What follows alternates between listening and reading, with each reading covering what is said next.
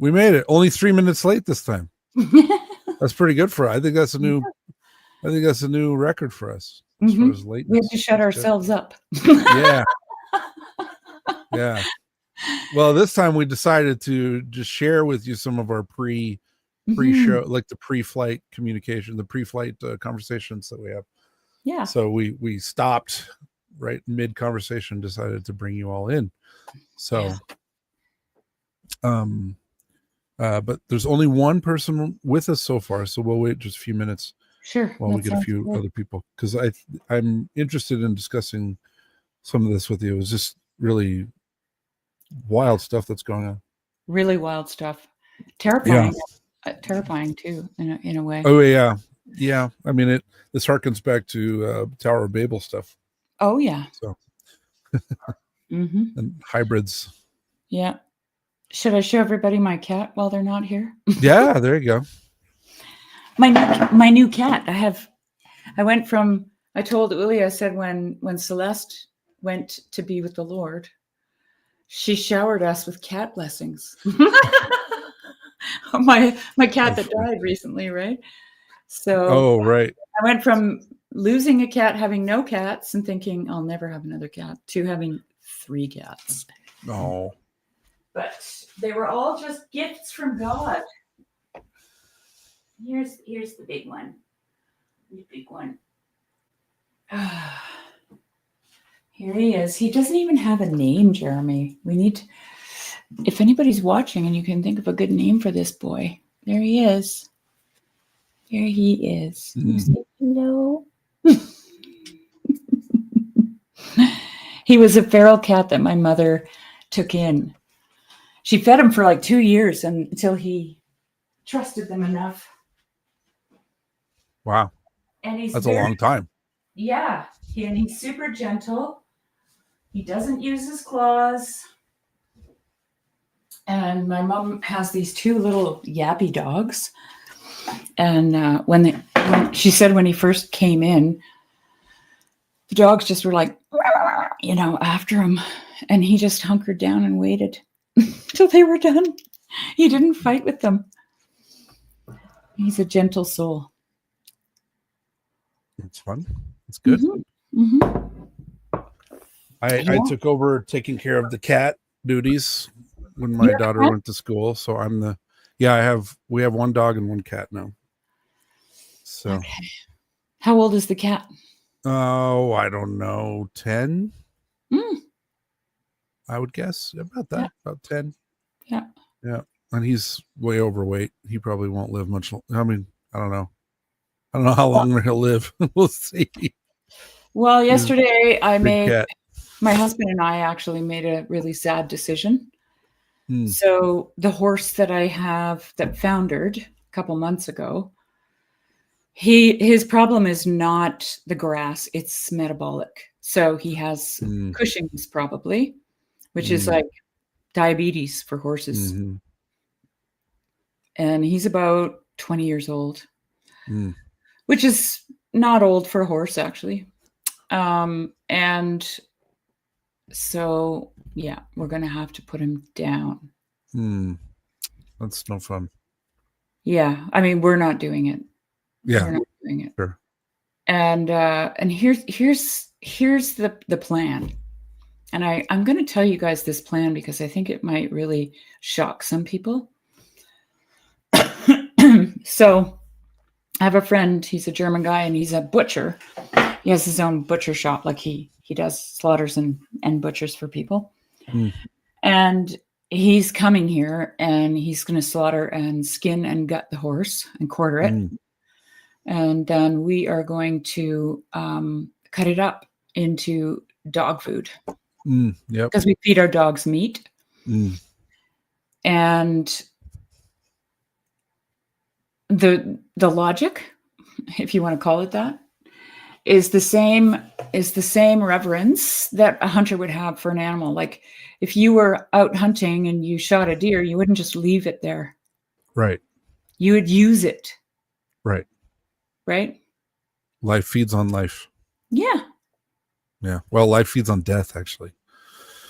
Yeah, So, absolutely. Yeah. Yeah. Just walk through the forest and look at all the fallen trees and everything growing on them. Right. Yeah. No. So that's what we're doing. That's good. We had to do that to another horse. So just for those who just jumped on, the horse is ill and is not recovering. And so for that reason, we're not just turning one of our horses into dog food. Yeah. We do it with a heavy heart. So, and then the problem is his mother has outlived him. So he's 20, she's 31. And there's a good chance she doesn't make it through the winter. And then we're down to just Merlin. And if that happens, we have to get another horse because Merlin can't be alone. It's not. Oh, yeah. Not good. And then I met a friend in the grocery store today who I bought horses from. Actually, Loki came from her stallion. So she breeds Tennessee Walkers. And I was bending over looking at chocolate bars. Don't tell anyone, okay?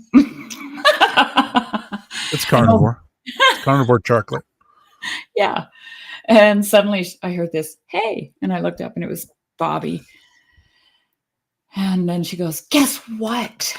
I just had a filly. Well, she didn't have it. Her horse had it. Yeah. She's got like 27 purebred, registered walking horses. You know, like she's really a great breeder, actually. Yeah, that's a big horse farm.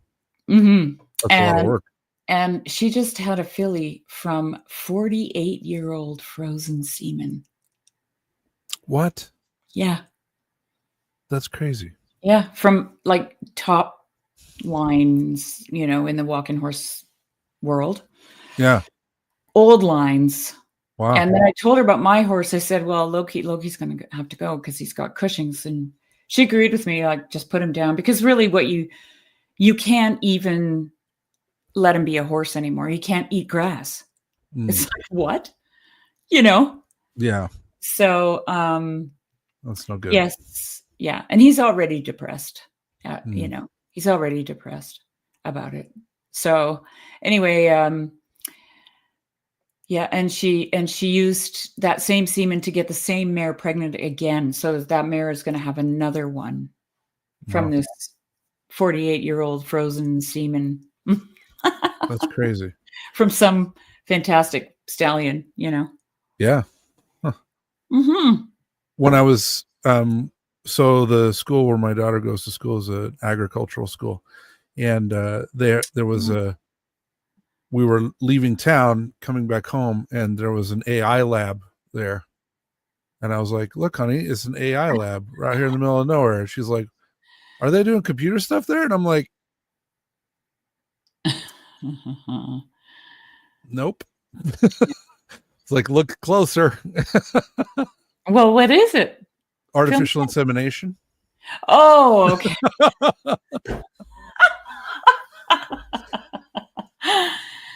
Yeah. It was an AI lab. There was recently at the agricultural school. Right, of course. There was recently a child born from was it a 30-year-old embryo? So fertilized. Oh, I heard. Yeah, I saw that. Frozen. Yeah, I was like, yeah. And then it was implanted into, you know, a lovely Christian couple, according to the article. That's wild. Does that matter? But apparently, we got to, you know, justify these things. Yeah. So it was the title of the article was "The Oldest Baby Born." I mean, glory to God, right? Because the alternative would be that embryo would be just terminated, like thrown away. But those parents are like, I don't know how to order all this stuff. No, and this kind of leads into what we were going to talk about because true. That's true. That's a good point. We can share that. Should we pull it up? Look at us leading into it. I know. Yeah, segue. It's like we're pros. Like we wrote this stuff ahead of time. No. Okay, so this one first. You want the Peugeot? Yeah, Levin. Yeah. Okay. Oh yeah. Maybe make it full screen on your computer and then. Okay, I could do that. There you go. Okay. Levin's camera is so bad. I made that joke in the comments. I said, it's interesting that Dr. Levin's camera is already showing that he's kind of moving into a liminal space of being, right? Like he's in kind of a weird state of being already. Well, before you Not started, quite there. I was like, how come Michael Levin still looks like a 10-year-old boy with a beard?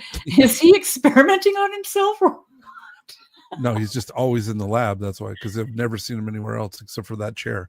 Right. So, yeah. The guy's clearly a hard worker. Mm-hmm. All right, let's see if I can get it started. Here we go. We now so what I'm arguing for is you can't be a nominalist about possibility anymore. You can't say possibility is just something we humans do because of lack of knowledge. Possibility has to be real. The constraints have to be real, because you have to be able to, if they're not, I mean, this is I think this is part of an implication of Mike's argument. Like there seems to be a real ordering and a real, I'm struggling for a word, a real existence in order to explain the radical novelty that there hasn't been some long historical process. Yeah. You can't give a causal history for this, right? But nevertheless, it's playing a fundamental role. Mike, maybe I'm misrepresenting you, but please. Yeah. Okay. So why don't you just give that back to the lay person in English? Like, first of all, one of the things that jumped out at me with this clip was the use of possibility and constraint. Mm-hmm. Okay. Just keep that in mind for the next clip.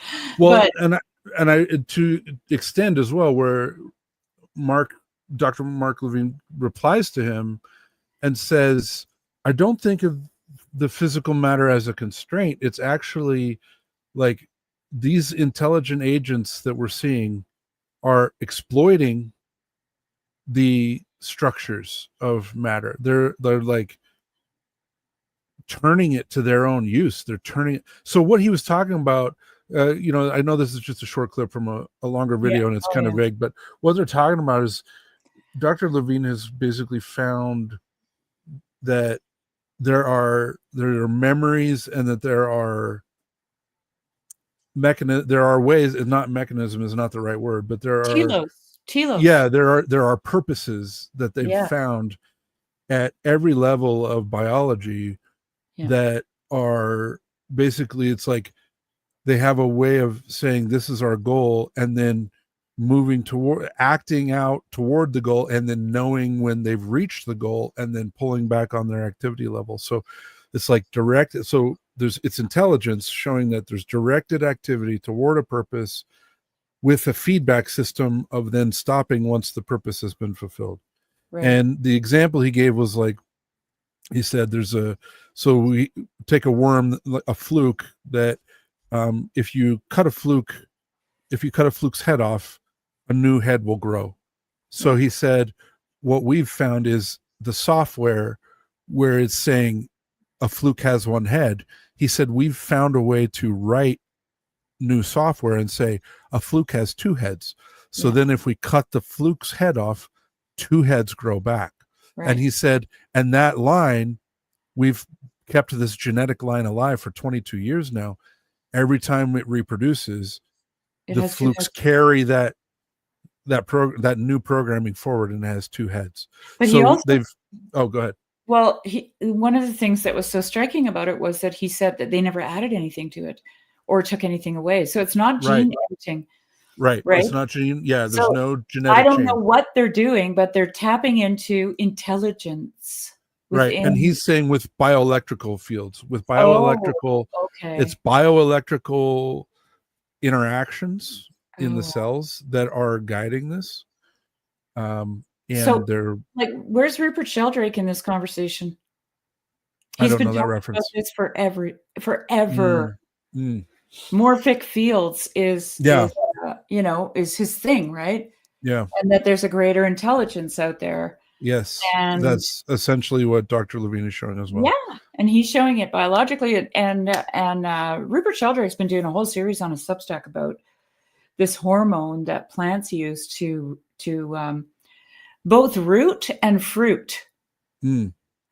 And it was really interesting because he talked about Sheldrake talked about the innate polarity of plants. Okay. So they reach up. I think you and I talked about this before. They reach up and they reach down at the same time. They go in two directions, but that directionality is prompted by this growth hormone, right? But the growth hormone doesn't just like the thing that goes down never goes up, and the thing that goes up never goes down, right? Yeah. Well, and I haven't watched this whole video of Dr. Levin, but one thing that came to mind that I'd like to hear him talk about, and I don't know if he does it in other videos, so if somebody knows about this, let me know, who's more familiar with his work. But I was also thinking about handedness, right? So there are some proteins that only fold one way, or they can fold either way, but only one way is useful biologically and the other way isn't. And, so there's handedness goes all up and down ontology layers of being as well. So I would really like to hear him talk about, because there's like a symmetry, there's a mirror symmetry, it's like our hand, like I have two hands, so they're a mirror of each other. But but my fingers, these are all aligned, but it's separate from this one. And my right hand is different than my left hand, right? It's like, so handedness is something, and both the same with Dr. Ian McGilchrist's work on the brain. Right brain, very different in form and function than left brain. And here's the thing. So I'd like to kind of hear how that plays into his work as well. Did you know that there's also two sides to your face? Well, so this is super interesting because this reminds me of the Pantocrator icon. I'll pull that up while you talk about it. That's why it was so interesting to me. I don't know if it was McGilchrist that gave this lecture. I think it was at Ralston College. And if I find it, I'll look for it and I'll send it to you, Jeremy. Okay. So there's one side of the face, and I don't remember which one. I mean, it probably lines up with the Pantocrator icon, but that is open. It's the open side. And like almost all the artists, all the great masters knew this because they would often feature the open eye, right? The open eye that like sees off into the distance kind of thing. And then there's the side of the face that is closed. And I don't remember which side it is.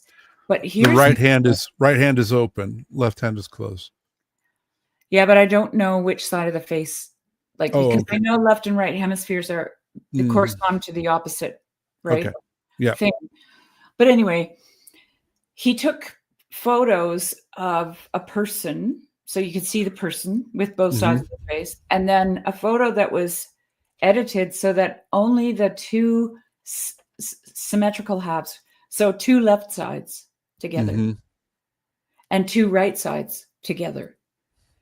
And the one that is the closed side, that face is, if you put those, and I'm sorry, I don't remember for those watching, but it's easy to look up McGilchrist. I think it was the Sophia lectures. Yes, it was the Sophia lectures from this year at Ralston College. Okay. They're excellent lectures if anybody wants to watch them. I think there's 3 of them. And I'm not sure what one he talks about this in. But that one side of the face that's always closed, when you put those two sides together, let's say they're both the left side, and you Photoshop a face that's two left sides of the person's face together, they look really creepy. Yeah. Yeah. So I've seen the same thing done with the Pantocrator icon, and I have it right here. I can share it. Okay. So, but it's just fascinating, like that. There's even on your face, there's an eye, and there's a famous, I think it's a Da Vinci sketch of a girl, and she's got her head turned slightly and her open side, and it's also called something. The woman that wrote the book, The Drawing on the Right Side of the Brain, she wrote another book, Betty Edwards. I'm going to look it up because she talks about, I think it's dominant eye. That's yeah. Right. Yeah. She wrote a whole book on dominant eye. I don't know if this is the actual. Yeah, this is the icon. Okay. Yeah. So this is the Ponocrator. This is one of the oldest icons that still exist, actually. Yeah, and just think about this. These people, the ancients, knew this. Right. Now, so this is the. Let me share the.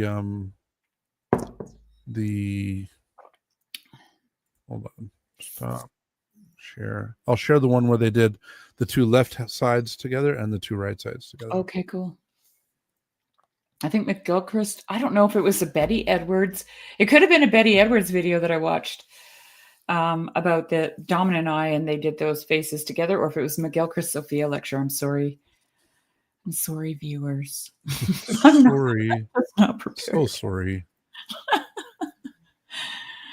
It's coming. It's coming. Really, it is. I promise it's coming. Oh, maybe it's not. 1 second. This is it. So they did the same thing where they took the one half of the face and showed you his right eye and then showed you his left eye. Now it's so interesting that the one, I don't know what side of the screen it is for you guys, but it's on the left-hand side for me. It looks like dead eyes. Like if you were trying to speak to that person, I think you would get a sense that there was no actual ability to dialogos with that person. You know, they might hear you and they might understand your vocabulary, but are they connecting to you? I don't think so. Right? Yeah. It's kind of a dead eye in a sense, this other side of the face. And that's why it looks so creepy. Hi, Joy. But anyways, we're getting off track with our clip here. Sorry. So it's related. So anyway. I just want to explain that I sent Jeremy that clip and that we watched first with Michael Levin and Pajot and Verbeke. Mm-hmm. And I titled it Potential Possibility. Okay. Mm-hmm. Because it just so happened that a couple days before that conversation, the algorithm served me up an old conversation that I had with Dr. Jim and Jess on Jess's channel. And I had totally forgotten about that conversation. I was like, oh, what is this? I don't remember what we talked about. And I listened to it in the car on my way to town. And I'm sorry. Yeah, no, it was before the Levin conversation. Mm-hmm. And there's a section in there where Dr. Jim says that he believes that God needs something. Okay. Mm. That's how it started, that bit that I clipped. And I was patient, like trying to be as kind and generous towards his thinking as I possibly could, but I hate that language. Okay. Mm-hmm. Right.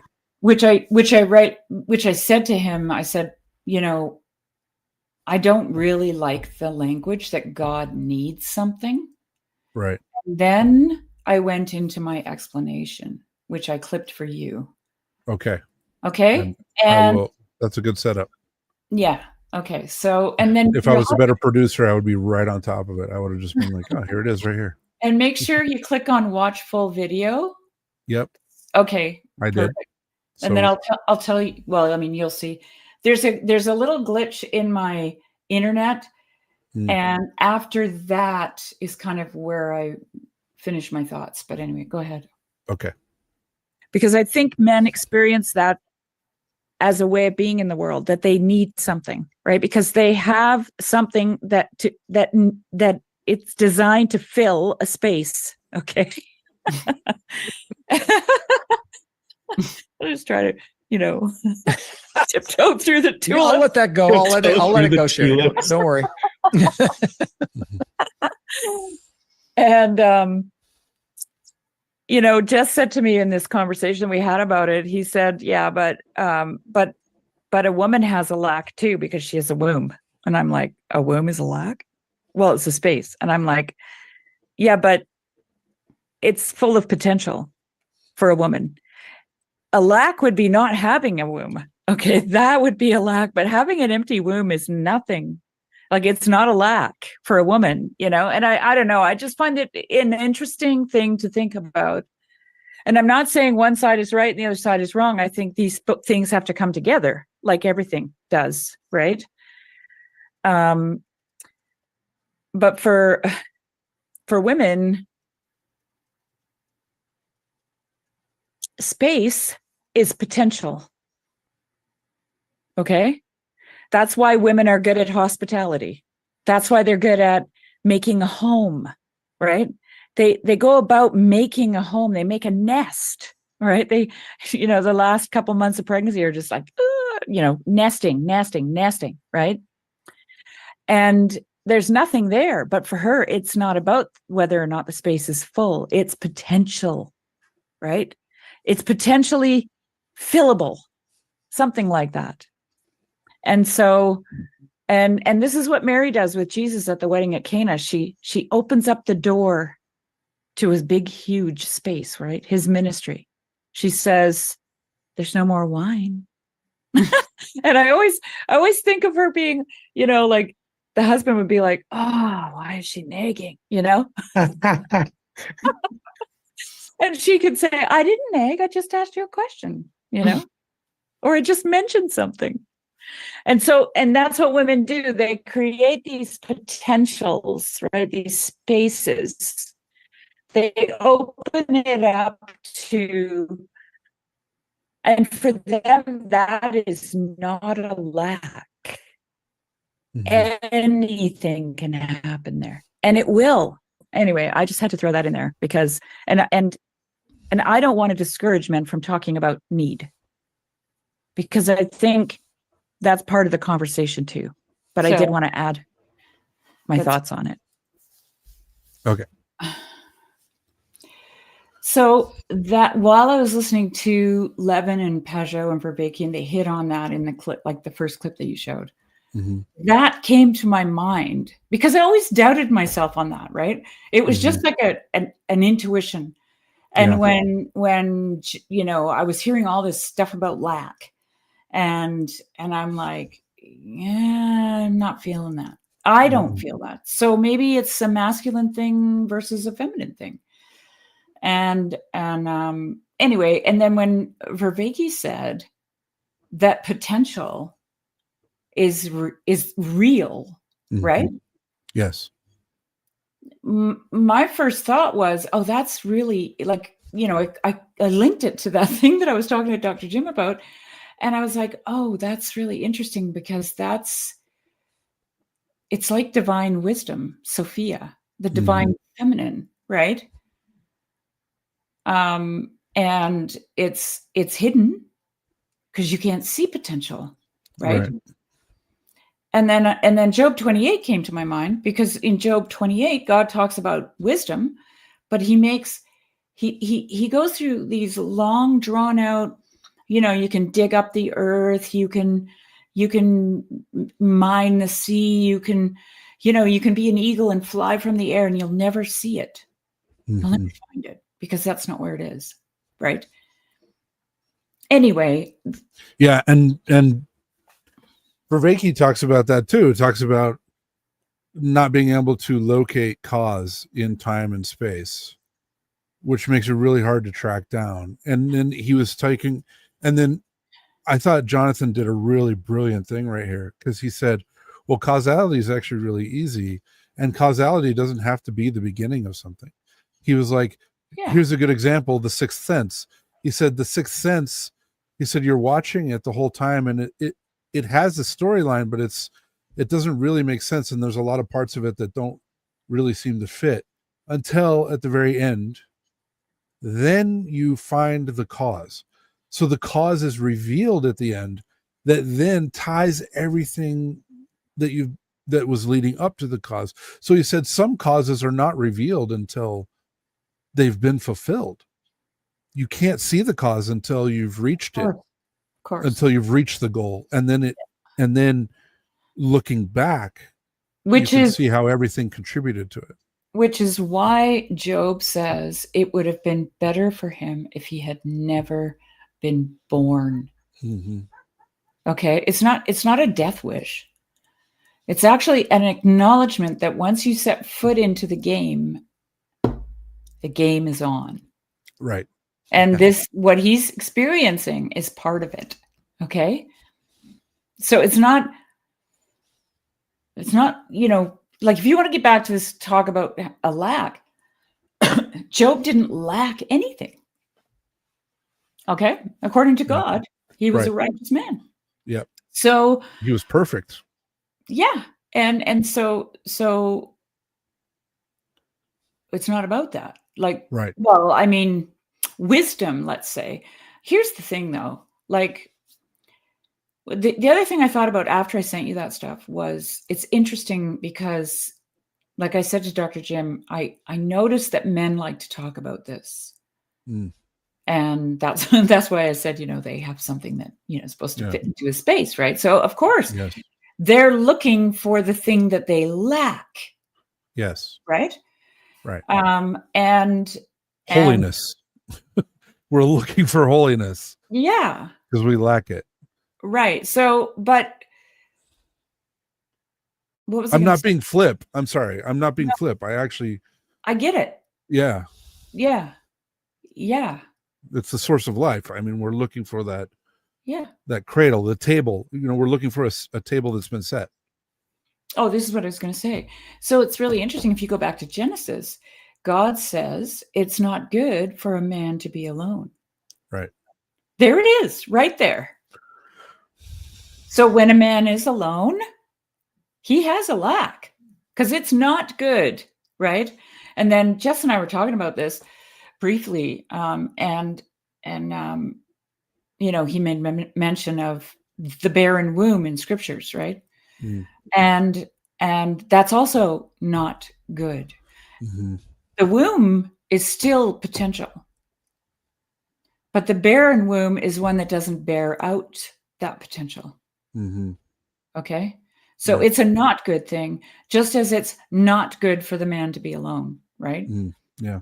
And, I haven't actually given the barren womb much thought, but I think it's going to be a fun thing for me to play with in my mind, because there's a lot of symbolism. Desert. There's a lot of symbolism to the barren womb. Like it comes up a lot, like even in Christ's lineage, right? Yes. Sarah and, was it John the Baptist's mother? Yes. Yeah. Anyway, I don't have any thoughts on it, but it's just the whole thing was just really interesting to me. And I know it doesn't have anything to do with the Heliand, but and Theotokos' mother too, right? So really, I don't know her story. Oh no, you're right. No, I'm sorry. I take it back. You're right. John the Baptist's mom. Yes, was barren. Yes. And then also, was it Samuel's mom? When Samuel's I don't remember. Prayed. I think you're right. Yeah. And then she gave the child to the temple when she received it. She gave it up, right? She had the child and then gave him up, and he was raised by the high priest. Yeah, you're right. As a Nazarene. Yeah. As a Nazarite, I should say. Nazarite. Mm-hmm. Mm-hmm. Yeah. A lot of barren wombs down the line there. Yeah. But true. But and they were still Rachel as well, right? Yeah. But they were still full of potential because God could do something with it. Like if there was no womb there, I think of all the women that have had hysterectomies. Right. Nothing there, nothing to see here, right? Then there's no potential. None. Right. It's gone. Yeah. I know a friend whose wife had to have a hysterectomy because she had uterine cancer, and she had a number of children, quite a few, I think 8 or 9. And it was absolutely devastating for her to lose her womb. Wow.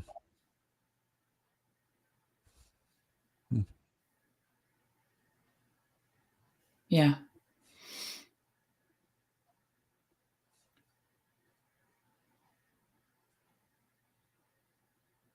I can't relate.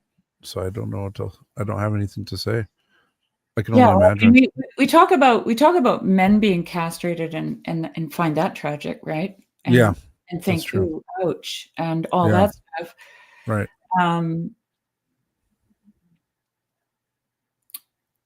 Yes, our modern medicine has done a good job of castrating people in the last little while.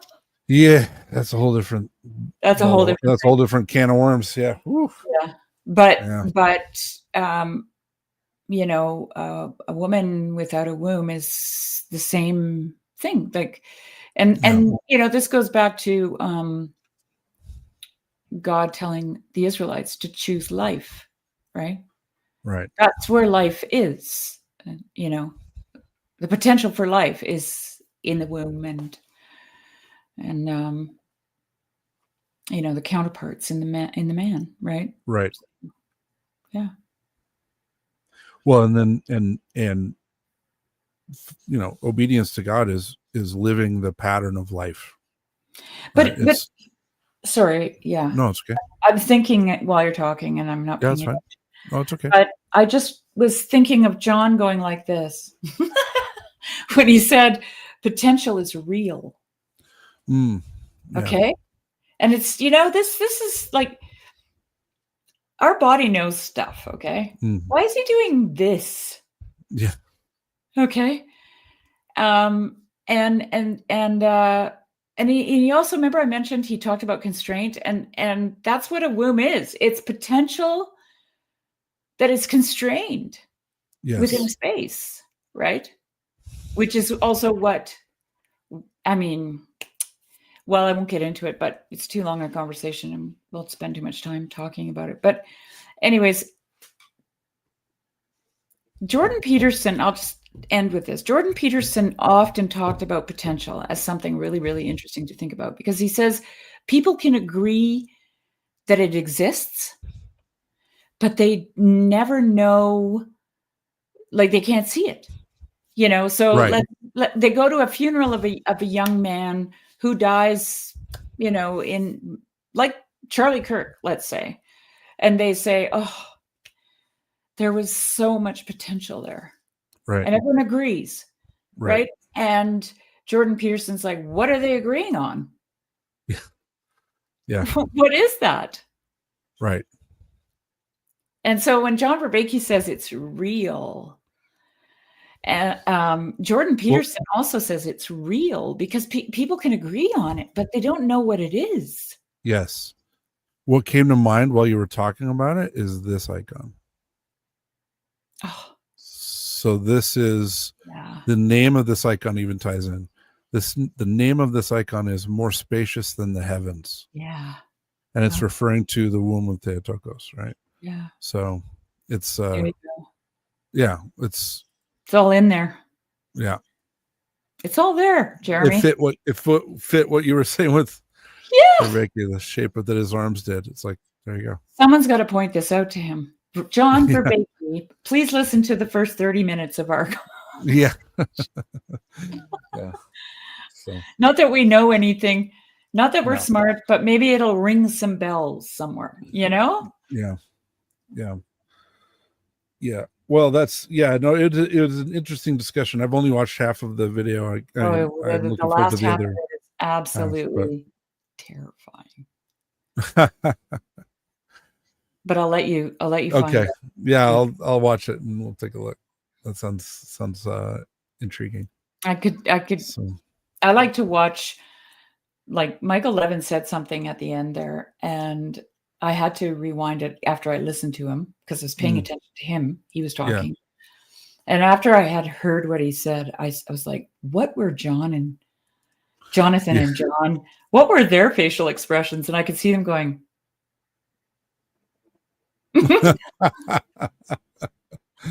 Yeah. Well, the wording that I thought was really interesting that Dr. Levin said was, he said, you create an interface and these intelligences appear immediately. Oh, icons. And I was like, yeah, but also that this is what's happening with AI. Oh yeah. Oh gosh. That's what's happening. The same with Twitter. That's what's happening.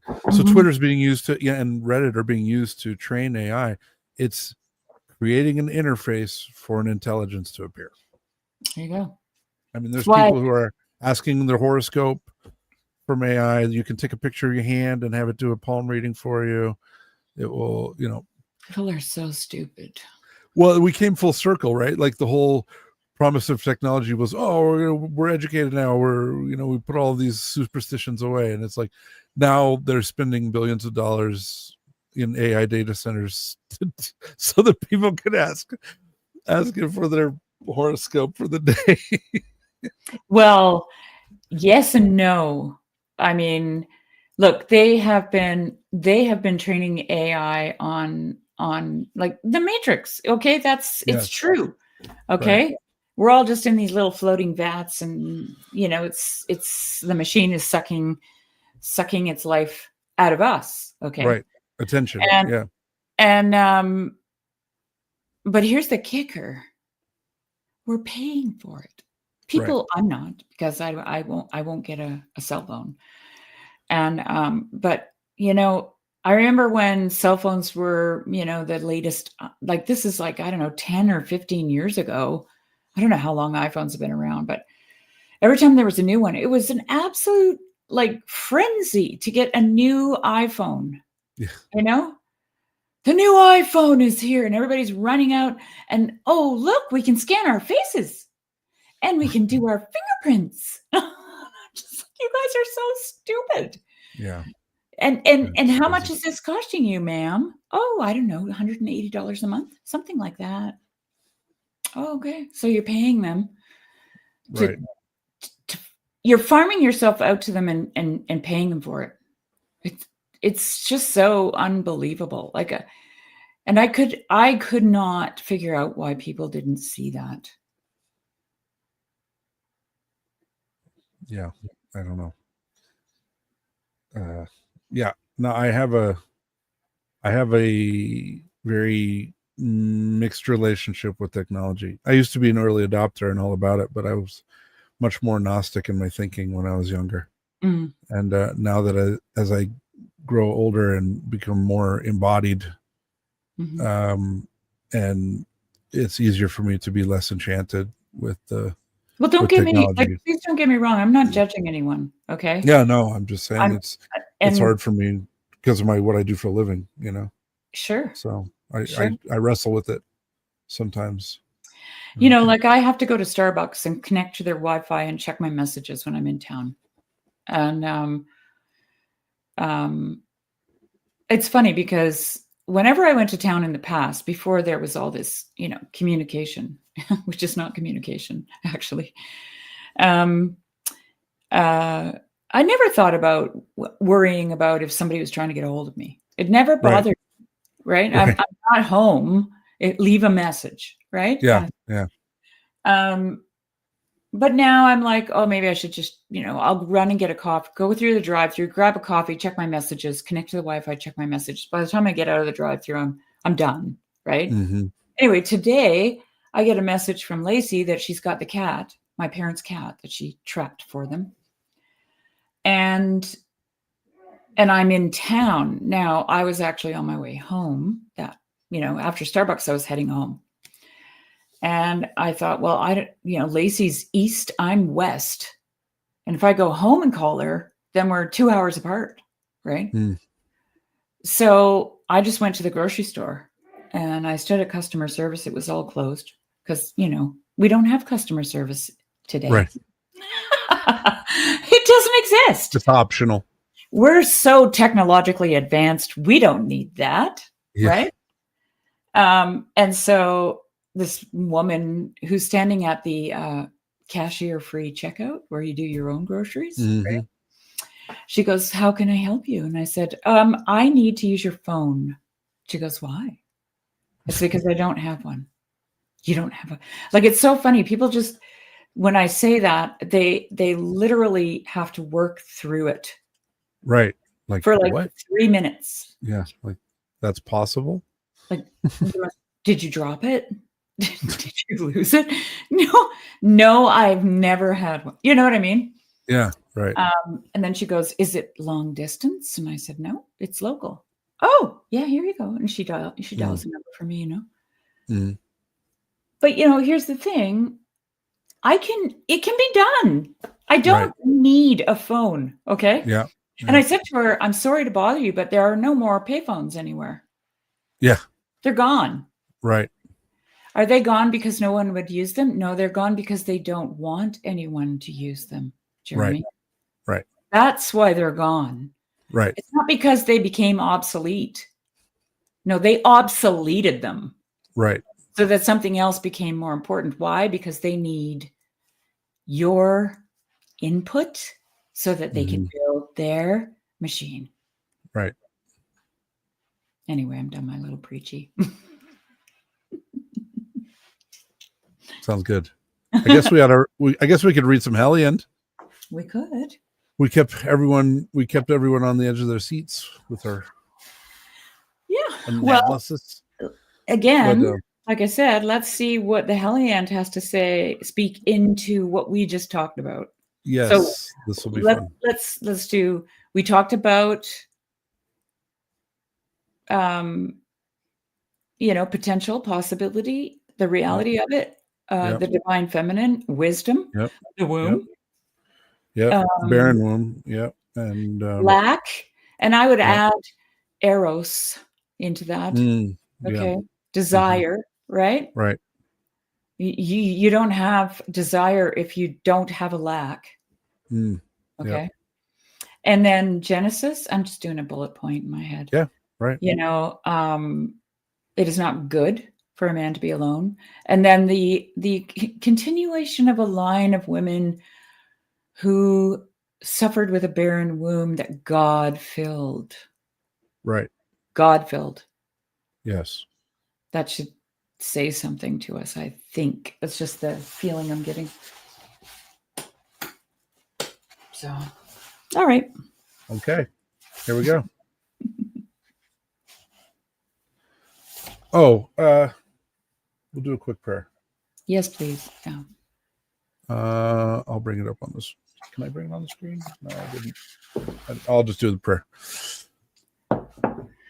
Illumine our hearts, O Master, who lovest mankind with the pure light of thy divine knowledge. Open the eyes of our mind to the understanding of thy gospel teachings, and plant also in us the fear of thy blessed commandments, that trampling down all carnal desires, we may enter upon a spiritual manner of living, both thinking and doing such things as are well-pleasing unto thee. For thou art the illumination of our souls and bodies, O Christ our God, and unto thee we ascribe glory, together with thy Father, who is from everlasting, and thine all holy, good, and life-giving Spirit, now and ever, and unto ages of ages. Amen. Amen. Song 60. Christ is brought before the assembly as a prisoner. Therefore, a man's boasting is not very reliable, referring to Peter. It is merely the bragging of a young field hand. If God's help has left him because of his sins, once that happens, it is not long before the thoughts of a man's heart turn cowardly. No matter what solemn threats he may have uttered before, boasting of his battles, his fighting skill, and his strength.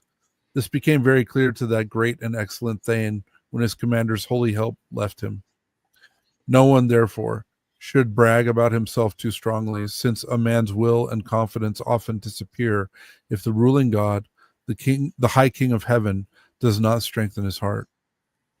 This paragraph seems curiously out of place. Its admonition to the Saxon warrior on the ultimate source of courage in battle is appropriate enough, but it seems to be the ending of the previous song rather than the beginning of this one.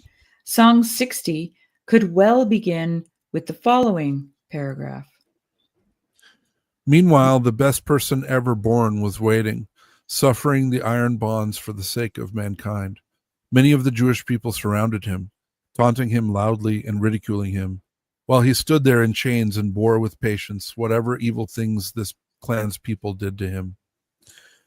Then the light came back. Morning came to mankind. Many of the Jewish forces assembled. They had the malicious the malicious minds of wolves. Many of the law interpreters gathered there in the morning, angry and adamant, people of ill will set on treachery. These fighting men walked together in battle groups to the secret council. They began to consult with one another on how they could lead the mighty Christ by means of liar's perjury into saying something sinful with his own words, so that they could then subject him to terrible torture and sentence him to death. That day, they were unable to find testimony damning enough to justify punishing him or condemning him to death, depriving him of his life because of it. Then, toward the end, 2 liars came forward and walked up to the battle group of men. They began to tell the law interpreters that they had heard Christ himself saying that he was able to knock down God's shrine, the highest of all houses, and with the powerful skill of his hands and with his own strength, build it up on the 3rd day, something no other man could do. Christ kept silent and endured it. Never could people ever say so many lies about him that he would avenge it on them with evil words. Then there arose among the warriors a deadly-minded man, the bishop of those people, the leader of the clan, and he asked Christ, solemnly adjuring him in his own name, to testify under oath. He spoke to Christ in God's name and requested him earnestly to tell them if he were the Son of the living God, who created this light, Christ the eternal King. We are not able to recognize this at all, not from your words and not from your deeds. The true Son of God replied to him, you are saying it now in front of these Jews. You are soothsaying that I am the very one. That ik it selbo bium, literally, that I myself am it. These people do not believe this of me, and therefore do not wish to let me go. They are not worthy of my words. But now I will say to you anyway, in all truth, that you will yet see me, the great Son of Man, sitting on the right side of God, in the great power of the all-ruling Father, returning from there through the clouds of the sky and passing judgment on all the clans of warrior heroes in accordance with what their deeds deserve. The bishop then became enraged. His mind was bitter. He went into a furor over what Christ said and slit his clothing. He cut it open in front of his chest. Now all of you need not wait any longer, he said, for testimony from witnesses, now that such words have come from him, such blasphemy from his own mouth. Many men have now heard it here. Many fighting men within this holy shrine heard him say how powerful he is. He said he is God. What sentence of doom do you Jews wish to pass on him for this? Is he now deserving of death because of such words? Song 61. Christ stands in chains before Pilate of Pontus land. Judas the deserter hangs himself.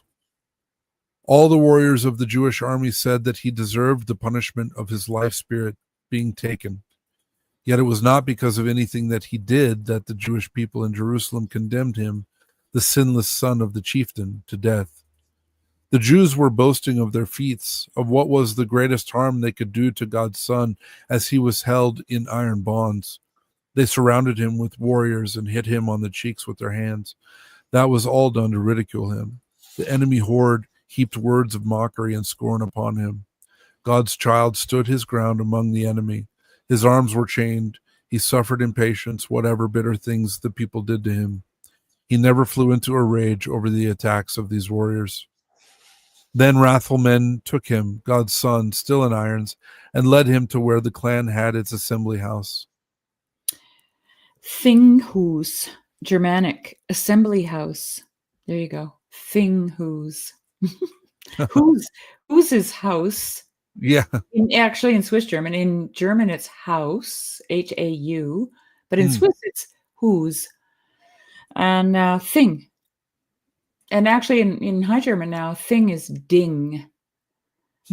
D-I-N-G. That's how you say it. But in Saxon, it's thinghuis. Assembly house. The Roman Praetorium, I just had to play with that a little bit in my No, it's fine. Yeah, it's all good. The Roman Praetorium is referred to by the Germanic term for the sacred legal assembly place of the clan.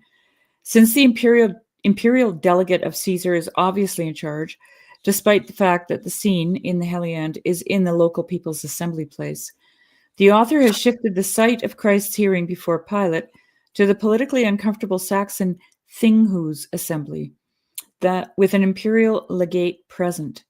In the New Testament, the local assembly place for the Jews, the Sanhedrin, is never conflated with Pilate's praetorium. We may also have here more reason for the author's changing of the reason for the Jews not wishing to enter the praetorium. If in the Heliand, the praetorium becomes a brackets Jewish Thinghu's, Jews could not defile themselves by entering their own sacred assembly place. Therefore, it becomes necessary for the author to give as a reason the possibility of hearing unholy language from the foreigners on the holy day that keeps the Jews out. There were many thanes there surrounding their military governor. He was their lord's delegate from Fort Rome and held the lord's authority over this kingdom. He had come from Caesar, the emperor, and was sent to the Jewish clans to rule the realm. He gave them advice and support. Pilate was his name. He was from Pontus land, born to that clan. Where are you? I'm why did I miss something? I'm Sorry. at the top of page 169. Okay. Oh yeah, I'm sorry. I missed. That's okay. I was totally off. Pilate was his name. He was from Pontus land, born to that clan. He had assembled powerful forces at the assembly house, battalions of men. It was there that truthless men, Jewish people, handed over God's son to the enemy. The Jews turning Jesus over to the Roman authorities is seen in the Bible as a legal necessity forced upon the Sanhedrin by the occupying power for the execution of the death penalty. In the Heliand, it is seen as that and something far worse, the betrayal of a man by turning him over to the enemy. Thus, the similarity in the Heliand's treatment of Judas and the Jews in the Passion. They said that he deserved to forfeit his life spirit, that he should be executed by the sharp attack of the weapon's edge. The crowd of Jews did not want to throng into the assembly house. The people stood outside and spoke from there with those who were inside. They did not wish to associate with the many foreigners, so that they would not hear a thing that day of any unjust words or rash judgment. They said that they wanted to keep their holy time, their Pascha, clean. Scripture mentions the refusal of the Jews to enter the Roman praetorium in order to remain undefiled for Passover, John 18:28, but does not bring out the irony that the same people who had such fine religious sensitivities are quite at home turning an innocent man over to the enemy. The Heliand, the Heliand poet goes even further in his irony by making explicit what the source of defilement might be, a defilement of the ears by hearing the foreigners say something unjust or make some rash judgment, the very activity in which the Jewish authorities are at the same moment engaged. There's a quick question here, Jeremy. Oh, yeah. Would I be wrong to say it sounds like a lack of humility? I'm not sure when you wrote this. I'm sorry I didn't notice. Yes, I didn't catch it.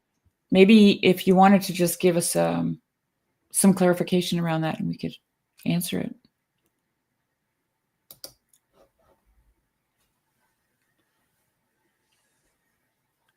Yeah, I'm not sure when that came up. 7:54. Oh, so that was like 8 minutes ago. Yeah, so Yes, it was a while. I don't know the context. I'm sorry, I missed your question. Yeah. Okay. Pilate received the ruler's son, the one who had committed no sin, from the treacherous injuries. Beginning of the chapter. Oh, okay. Let's go back. Beginning of 61 or 60? 62. Beginning. Oh, I'm sorry. 60. Okay, 60. Therefore, a man's boasting is not very reliable. It is merely the bragging of a young field hand. Yeah, I think that's correct. Yeah. Shaquan, I think, because it's, so you were, I don't know if you were here last week. Last week we were talking about Peter and how Peter denied Christ 3 times after he had boasted, oh, it doesn't matter what I have to do, I'll never deny you. And did actually stand up to defend Christ in the face of a very large group of military men that had gathered. So, he was courageous at that point. but then once things shifted and the Spirit withdrew from him, he lost all courage and became a coward.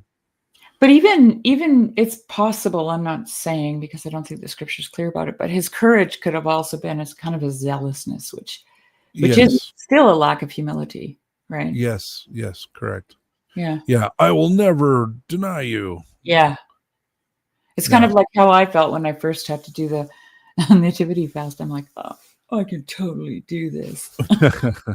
Boy, did I get struck down in a hurry. Yeah. So, okay. So Pilate received the ruler's son, the one who had committed no sin, from the treacherous injurers. Judas's mind began to be troubled as he saw his chieftain being handed over to death. After that, he began to regret his deed as he kept thinking that he had sold his innocent lord. He then took the silver in his hands, the 30 coins that had been paid to him for his commander, and went to the Jews and told them the cruel and sinful thing he had done, and gladly offered to return the silver. I earned it so atrociously with the blood of my chieftain, he said, that I know it will do me no good. The Jewish clansmen did not want to accept it, and they told him that from now on it was his business to worry about a sin like that, what he had done to his Lord. You take care of it yourself, they said. Why are you coming to see us about this? Do not blame it on these people.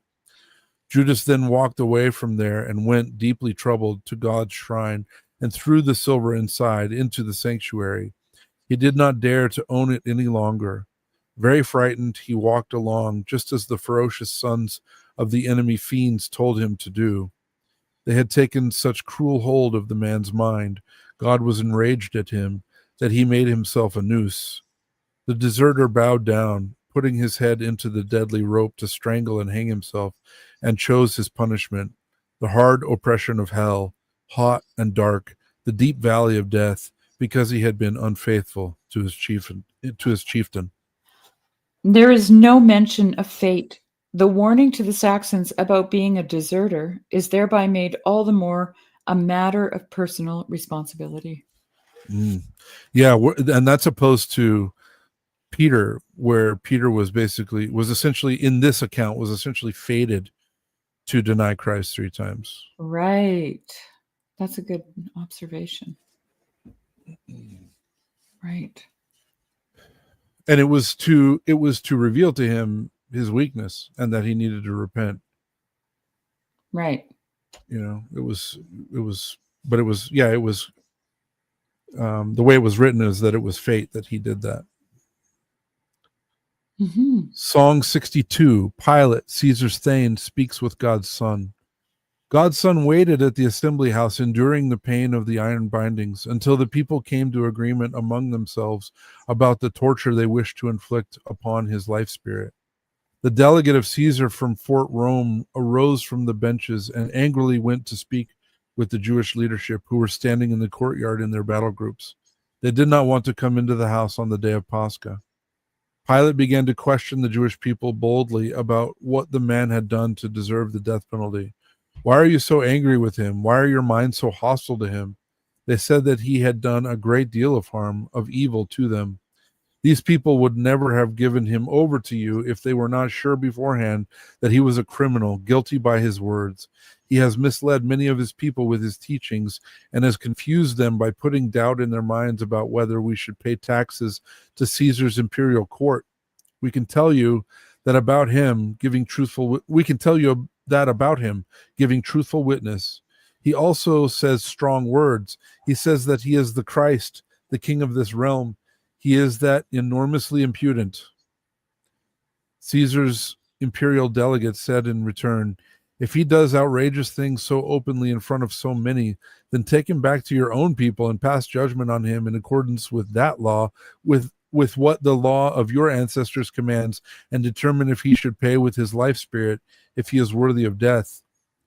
Then they said that none of them were allowed to execute anyone by hand on the holy day, or to kill anyone with weapons during the holy time. Recent excavations in Denmark's bogs and at Sutton Hoo in East Anglia both indicate that strangulation may have been used for religious burial and legal executions in the north. At that, Caesar's thing. Oh, yeah. What? Is that footnote because the Jews were not allowed to kill anyone with weapons? Yes. So maybe the they did it by Saxons hand? weren't either. Yeah. Yeah. They had a similar law or something? Yeah, perhaps. Interesting. Okay. At that, Caesar's thane, the delegate from Fort Rome, who was over this clan, turned angrily away from the warriors. He commanded the Son of God to approach him and questioned him intensely and straightforwardly about whether he was the clan king of these people. The chieftain's son had his answer ready. Is what you are saying coming from yourself, he said, or did other earls here say it to you, speaking about my kingdom? Caesar's delegate replied with pride and anger as he conversed there in the sacred building with the ruling Christ. Building Rakude, shrine, temple, God's property. The place of assembly, the Thinghus, is treated as a sacred area in the Heliand. I do not come from this country of Jewish people, he said. I am not a fellow clansman of yours, nor any relative of these men. The crowd put this affair into my hands. Your fellow clansmen, Jewish people, handed you over to me in irons. What harm have you done that you have to suffer the bitter pain of iron shackles from your own kinsmen? Christ, the best of healers, answered him directly as he stood there in chains in the sacred building. I too do not come from this country, he said, nor from this world's time. Were it otherwise, my followers would be courageously resisting the attackers, battling the enemy clans, so that no one could hand me over in chains to the hate-filled Jewish people to suffer terrible torture. The reason I was born in this world was to give witness, to give knowledge to you about true things by my coming. By the word witness, the word martyr is witness in Greek. Right. So the reason I was born in this world was to give witness, to give knowledge to you about true things by my coming. People who come from truth are able to recognize that easily. They can understand my words and believe my teachings. Caesar's delegate could not find anything reprehensible about God's Son, not a single deceitful word for which he would owe his life. He then went back again and spoke angrily with the crowd of Jews. They paid close attention as he said in front of the people that he was unable to find any blasphemous language in the prisoners, such that he would be deserving of losing his life spirit, worthy of death. The Jewish people stood there stupefied, accusing God's Son with their words. They said that he first started insurrection in Galilee land, and from there he traveled through Judea to here, creating doubt in people's minds and feelings.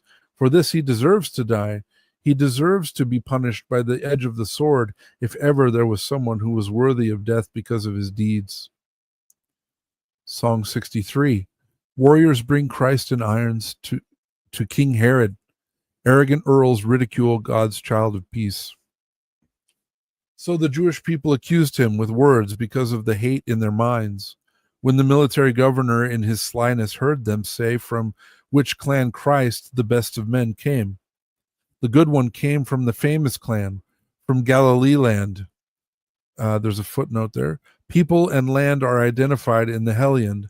The idea of nation as connoting a political entity composed of different ethnic groups, modern nation states like the USA, is not present. Nation in the Heliand is a familial entity based on birth into a specific clan territory, as nation based on natus, or birth, originally meant. That was a great group of nobly born men. Herod powerfully ruled the kingdom there, which was given to him by the emperor for him to enforce justice among the people, preserve the peace, and to hand down judgments. Herod was also that same day in Jerusalem with his men.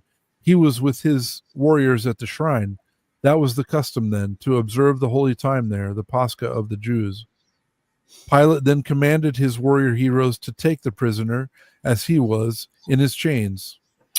The reader will have noticed the constant reference to Jesus as being a prisoner in chains. This seems to be a poetic effort to stimulate sympathy for Christ among the Saxon hearers, and even more empathy. Many of the Saxon hearers of this epic must have been themselves, or by proxy of their relatives, precisely in this situation from the ruling Christian authorities. The New Testament, of course, knows no such emphasis on chains and body irons in Christ's passion. I mean, just for a minute here, you're telling the Christian story to a people who have been oppressed by Christians. Yeah. Wow. Yeah, it's pretty heavy with irony. Yeah. Okay.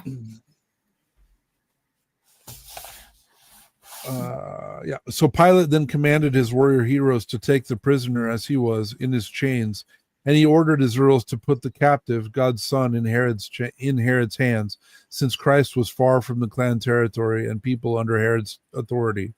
The fighting men carried out their Lord's word.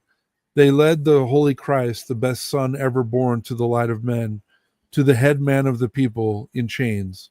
Christ walked with his arms and legs in iron shackles until they reached the place where King Herod was seated on his bench.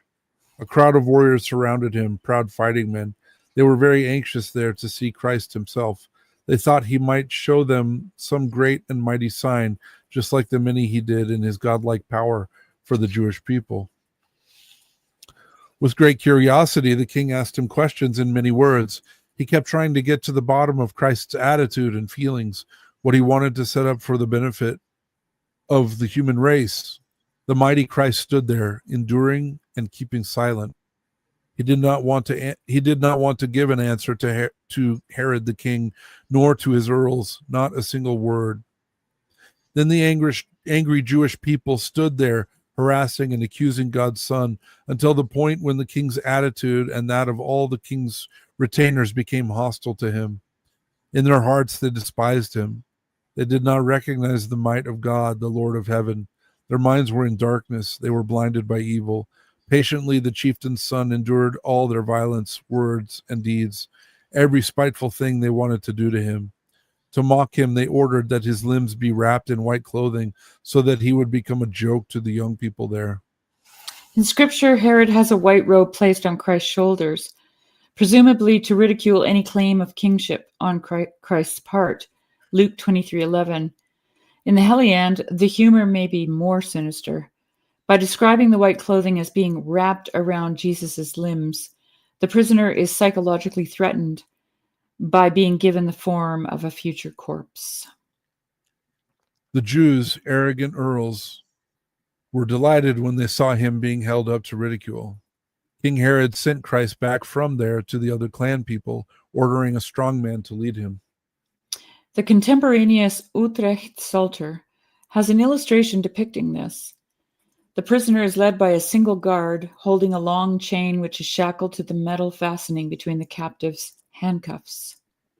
Oh, maybe we can look for that after. Utrecht Psalter. Yeah, that sounds interesting. Write a note so I don't forget. Okay. Yeah. They spoke disrespectfully to Christ, using outrageous words as he walked along in chains, loaded down with ridicule. There was a footnote there. In the New Testament account, it is only mentioned twice that Christ is bound. In the Heliand, it is repeated again and again in a spellbinding contemplative refrain. It is impossible for the audience or the reader to think of the Passion in the Heliand without imagining Christ standing there in chains or being led around in irons. No Saxon who had been marched off by the Christian Franks in the same manner to baptism or death could fail to be moved by the touching similarity, the mystical vision of the poet who saw his captive Saxons as Christ. Yeah, this is what was going through my mind. You know, the story is one of someone being persecuted by a political and religious authority. And that's exactly what happened to the Saxons. And it seems like the writer of the Heliand, and I think we've determined that he must have been a Saxon, right? Yeah. a converted Saxon, is returning back to the people to show them that the gospel is the same story. Yes. It's the same story as the story that they've lived through. Yes. Yeah, that's beautiful. Yeah, and it gives meaning to their suffering, right? Yeah. It's like all of a sudden now it has a purpose and it's a pattern. Yeah, and the other it's a holy pattern that they're living out rather than just awful, horrible, meaningless suffering. Yeah, and the other thing I keep noticing this time is that whenever he talks about Christ, when he starts the new paragraph, he gives them a best of all moniker. So, and it's changing. It's best of all persons, best of all healers. Yeah. Yeah, I don't remember them all, but I was just noticing them as you were reading through. It's kind of it. It's just, I love the way that he describes Christ. Yeah. It's great. It's beautiful. But his mind was not in doubt. He bore it all with patient humility. He had no intention of paying them back for their evil words, mockery, and insults. Oh, I'm sorry. That's okay. That is 274. These two sentences could be taken merely as a description of Christ's attitude, but in the context of this song, and with the unusual inclusion in Christ's case of the remark that his mind was not in doubt, it seems clear that the author is exhorting the Saxons to be patient and undoubting behavior under oppression. Yeah, I mean, just a quick remark, like, you've got to be, here you're hearing the Christian story and your oppressors are Christians. You have to be in some kind of doubt, right? Yeah. But so is Jesus. Like, the way the story is being told to them, he's in the same boat, right? Right. But he was not in doubt.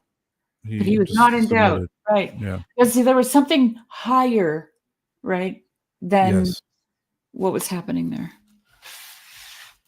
They brought him back inside the house, up to the palace where Pilate was at, the assembly place.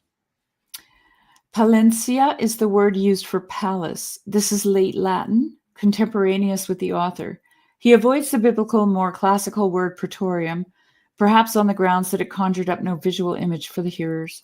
He then identifies the Palencia with the German Thingstede.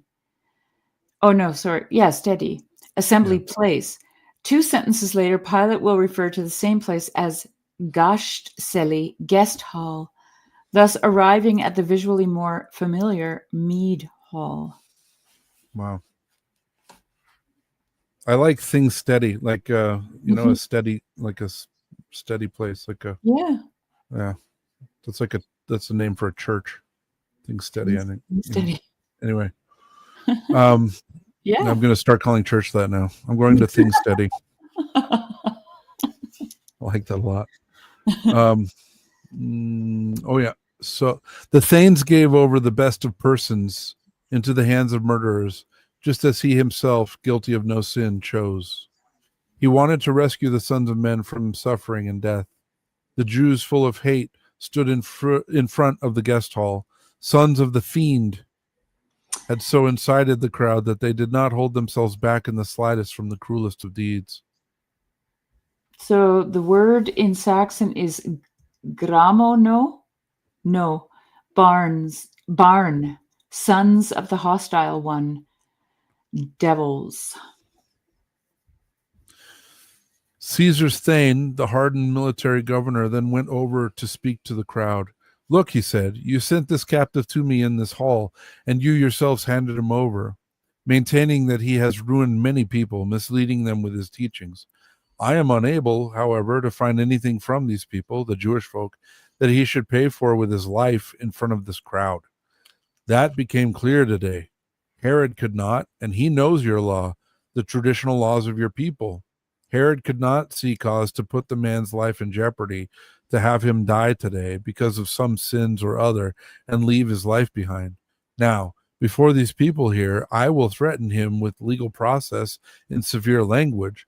I will correct his attitude, and I will let him continue to enjoy living among mankind. The Jewish clan yelled out together in very loud voices and demanded ardently that Christ's life spirit be killed with pain, that he be thrown onto a cross and tortured terribly. With his words, he has earned the death penalty. He says that he is the chieftain, that he is really God's son. He will pay for that atrocious language, as is written in our law. Such blasphemous utterances are paid for with one's life. Song 64. The Jewish warriors threatened Pilate with the ill will of the emperor at Fort Rome. The ruler of the people felt a strong twinge of fear as he heard them saying that they had actually heard the man speaking, telling people in public that he was God's son. The military governor then turned and went back into the house, into the assembly hall, and spoke in daring words to God's son, asking him what kind of man he was. "What kind of human being are you?" he said. "Why do you conceal your feelings from me? Why do you hide your deepest thoughts? Do you not know that your fate, your life, is totally dependent on what I decide? The Jewish warriors handed you over to me, giving me the power either to have you impaled on spear point, to kill you on a cross, or to let you live. Whichever of the two I myself and my people think is the better course of action." Impalement on a spear, Germanic, and crucifixion, Roman, are made into the poetic equivalent of each other, and thus constitute one of the two choices which Pilate has. God's child of peace said in return, "Do you not know that in all truth you could not have power over me if holy God himself had not given it to you?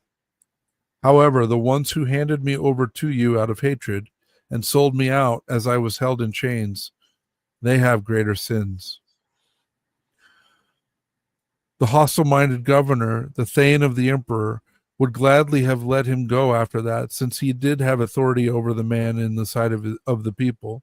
The Jewish clansmen, however, attacked this desire of his with their every word. "You are not a friend of Caesar, someone of whom he is fond, if you let Christ leave here safe and sound. That might one day come to cause trouble and pain for you, since whoever speaks the words he does, whoever raises himself so high that he says that he would like to have the title of kingship without the emperor giving it to him, is bringing disorder into Caesar's world empire by disdaining the emperor's word and by ignoring the emperor in his attitude. Therefore, you should punish such audacity with such impudent words. If you are concerned about your Lord and your Lord's friendship, you will take this man's life."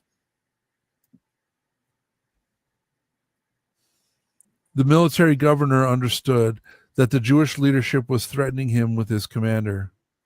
He went back then to the assembly place and took his seat. A huge crowd of warriors was gathered there. He ordered Christ the ruler brought before the people. The Jews were demandingly asking how soon they could see the holy child hanging, dying in pain on a cross. They said that there was no other king among their own aristocracy except for the noble Emperor Caesar from the Roman hill fort. "He reigns here over us. Therefore, you should not let this one go. He has said so many wicked things to us that he has destroyed himself by his deeds. He has to suffer death, punishment, and extreme torture." The Jewish people said many different sinful things about mighty Christ. He stood there, keeping silent in patient humility. He did not answer their hostile words. He wanted to free the whole world with his life. That is why he let the evil clans subject him to whatever terrible torture they desired.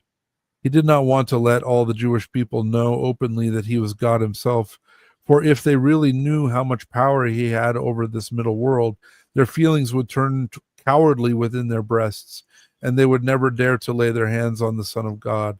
And then the kingdom of heaven, the brightest of worlds, would never be unlocked to the sons of men. Because of this, he hid it in his own heart and did not let the human clan know what they were doing.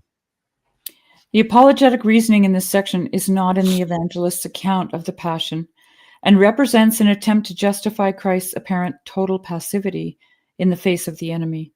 The argument that no one would have carried out the crucifixion once they realized who he was, and that human salvation would not have occurred in the manner that had been foreordained, is a way to explain the passiveness both as an act of unselfishness and as submission to one's fate, the will of God.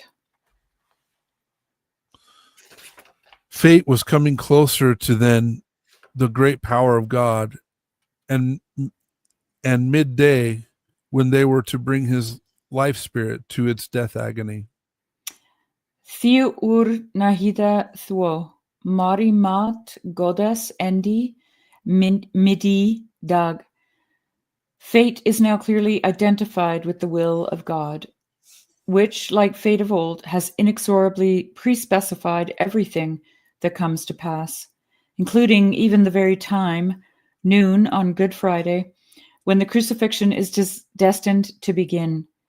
The mention of the time, midday, brings the ancient association of the fates and time together, with their task of measuring the length of existence of any mortal being. The mention of midday thus adds a very somber and pagan tone, reminding the Germanic listener of one of the old words for the divine being, method, the measurer. That is interesting, method. I wonder if that has to do with method. Because and meet, right? He's to meet is to measure, to meet. Yeah, out. someone who, and someone who is, and Eve, who was, a help, who was meat for Adam, and it was mete. It was mete. Was it? Yes. Meat? Yes. Oh, okay. Yeah. This gets transliterated. Yes, she was the proper measure for him. Right, like people put it together and they say help meet or like help mate, like they change it, but it was help who was meat for him, and it was mete. Yeah, and it was measured out to him. Mm-hmm. So she was equal. Yes, she was. Yeah, and I don't mean that as in equally powerful, but she in order to be in opposition to him, which is what she was supposed to do, she had to be equal to him in some way. And equally yoked, right? Oh, there's that, but there's also like an equal, like when it comes, so this is about resistance to me. It's resistance, it's opponent processing, right? Right. This is what John Vervaeke calls it, or you could call it resistance training in physiotherapy. Yeah, or like a training partner in martial arts, right? Right. So whatever you're pushing up against has to be equal to you, at least equal in strength. Right. And that doesn't mean that she was physically equal. Right. But she was equal to the task. Okay. Yes. But there was something else here. I'm just trying to think of method in German. Method. Yeah. Because like the scientific method is measurement. Yes. That's the scientific method. You run an experiment, you measure everything, right? Method is the measure. I was also bringing up an icon that's actually a god. Method. Hold on one second. Let me show you this icon while we're here on this. Joy says, relating through the redemption of victim, the sufferer, the oppressed in the eyes of the Saxon, the lamb. One of the most chilling verses for me, Matthew 27, and all the people answered and said, his blood be upon us and all. Yeah. Yeah. I was thinking of this icon too. Ooh. I've never seen that one. That's great. Yeah. My wife has this hanging at her desk at her job. She's a welding inspector. Wow. That is fantastic. Yeah. It's a little reminder. Yeah. So That's anyway, great. yeah. That's a Okay. good one. I've never even seen that one before. Yeah, I like that one a lot. Now we'll go back to this one. All right. Yeah. Okay. At that same time, there was also in the hill fort a famous criminal, also lying in chains, for he had committed many murders and killed many people in the kingdom. He was a man so notorious at stealing that no one was his equal. He was also a prisoner there because of his sins. Barabbas was his name, which means son of the Father. He was well known to many people from hill fort to hill fort because of his wicked crimes. There was a custom in the country of the Jews that every year on the holy day they could request that a prisoner be set free for the love of God, and that the head of the fort, the people's governor, would then grant a prisoner his life. The military governor thus began to ask the Jewish leadership and people as they stood before him which one of the two they would decide in favor of. Which of the two prisoners standing here facing the people? The leaders of the Jews had incited all the poor people to ask for the life of the one who devastated the country, the thief who plied his vicious trade so often in the darkness of night, and for Christ to be killed on a cross. So there was a footnote there. Yeah, the implication being that the more well-to-do thanes are not as easily manipulated as the poor. The Gospels do not make any comment on the economic or social standing of the people in the crowd, as the Heliand does, no doubt in order to appeal to its specific addressees. It became well known everywhere which way the clanspeople decided in their verdict. They then had to do it, hang the Holy Son. Later on, it would become cause for worry to the military governor that he had seen through the case, that he knew that the leadership was persecuting the rescuing Christ out of jealous hatred, and yet he had listened to them and carried out their will. For this he received punishment, repayment in this light, and for a long time afterwards. He was woeful later, when he gave up this world later on. The word used here so many times is sidor, later, afterwards, later on. The Christian idea of eventual punishment for culpable acts and the Germanic idea of the inescapability of one's fate at the specified time in the future are powerfully combined by using the word sidor from the epic tradition. Do you want to stop here? Yeah, I didn't scan all of 65, so this is a good place. You know, there's a tradition, and it's just really faintly in my mind. In Celtic Christianity, they liked to claim a lot of Mary Magdalene and Joseph of Arimathea were said, and the Theotokos, I believe, were said to have arrived on the shores of England, and they brought the cup, right? The Holy Grail. So there's that legend. And then there's also one that Pilate escaped to England.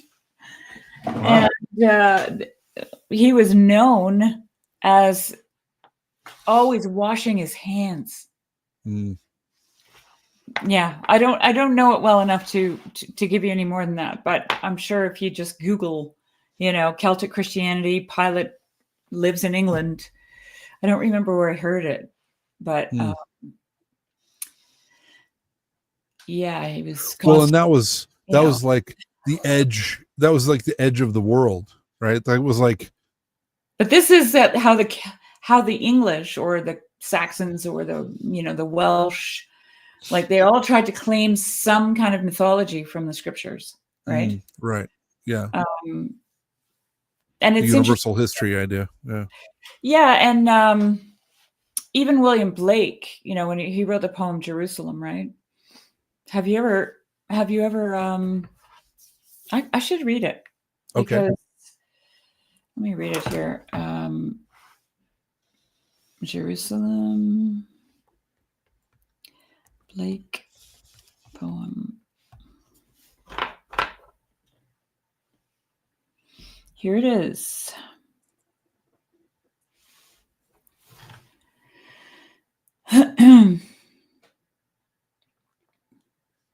Oh gosh. To verify that I'm human. Sorry. What do you have to look in a mirror, or do you have to breathe on a mirror? I have to say, yeah. Yep. Oh. Oh, we're successful. Okay. And did those feet in ancient time walk upon England's mountains green? And was the holy Lamb of God on England's pleasant pastures seen? And did the countenance divine shine forth upon our clouded hills? And was Jerusalem builded here among these dark satanic mills? Bring me my bow of burning gold. Bring me my arrows of desire. Bring me my spear, O clouds unfold. Bring me my chariot of fire. I will not cease from mental fight, nor shall my sword sleep in my hand, till we have built Jerusalem in England's green and pleasant land. And that one cuts deep right now. Oof. Yeah. Because he was all his energy was towards the same spirit. It was the machine, right? And here's the thing, there were no mills at the time. Like Dickens came later, right? But he was very prophetic. Blake was super he called them the dark satanic mills. That's the machine. But anyway, I like the imagination that these people had, because they had to make it their own. So, Blake, much later than the Saxons, of course, but Blake is imagining Christ walking in England, right? Yep. Which he should be doing. Yes. He should be doing that. Yeah. Yeah. Yeah, we say that in the Divine Liturgy most of the year. The priest comes out and says, Christ is in our midst. Right. And everyone responds and says, he is and never shall be.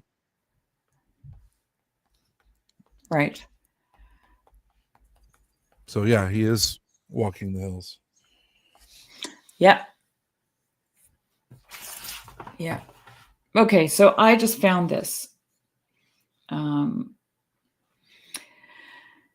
The myth of Pontius Pilate in England refers to the legendary story that the Roman governor who presided over Jesus' trial was born in Fortingall, Scotland, as a Roman. Okay? Because remember, the Romans were there. And later returned to Britain. The folklore suggests his father was a Roman envoy who had a child with a local woman, and that this child was Pontius Pilate. While the story is popular, and most scholars agree that Pilate was a Roman citizen born in Italy, not Scotland, and that there is no historical evidence to support the Fortingall legend. And I'm just looking for... It sounds related to St. Constantine, who was also born in England and then eventually founded Constantinople. But he was English as well. Helen was from England. Oh, yeah. Is that a Celtic tradition? No, that's the Orthodox tradition. Oh, that's the Orthodox tradition. Yeah, well, Constantine was from England and got pulled down to Italy, and then he knew Rome was falling, and so he went to establish the new Rome in Anatolia and founded Constantinople. He was originally going to restore Troy. He went to the ruins of Troy and wanted to build that into the new Rome, and an angel stopped him and said, "No, not here. I'll show you where." And the angel led him basically further north up the coast to where Constantinople was made. So anyway, related, more British history. Yeah, well, it says, I'm just looking at the AI overview. Sorry, people. The prevailing view among scholars is that Pilate was Roman from Italy, and there's no clear historical record supporting his birth in Fortingall. Eastern tradition depicts Pilate and his wife as Christian converts, Western tradition often portrays him negatively, linking him to suicide and cursed burial sites. Yeah, his wife tried to stop. She had a dream the night before. She had visions through the night, and tried to like send a message to Pilate. It was like, "Don't mess with this guy," and he ignored those warnings. Interesting, because in John the Baptist's story, it was the wife that asked for his head. Yeah, interesting. Yeah, kind of inversion. One of the things I didn't realize, I was listening to Deacon Ezra, and I never remember his last name, but from that Oklahoma OCA church there. Oh yeah, Ham. And he was doing like a little history of the Romans in, modern, like what's now modern day Judea, or I don't know where that is exactly. Israel, Palestine. Yeah. And the Romans were quite, and I don't know, you get a sense of it in the story even. They were definitely conquerors, and they were running the place, but they were really trying to do it within the context of the culture there, right? Right. And they didn't really want to, it's like they didn't really want to mess with Jesus too much, because it was a cultural situation. Yes. Something that they didn't quite understand, right? So this is why Pilate sent him to Herod, because Herod was Jewish, right? Right. And so he's like, you guys look after this. I have no clue what these people are on about, Yeah. He's just like, I don't know, there's nothing Roman here. There's no Roman law being broken. Right. And so it wasn't until they pointed out the fact that Jesus called himself king that then it became Pilate's problem. Right. Right. Which is why they had to hammer King of the Jews over his head, right? Because that was his claim.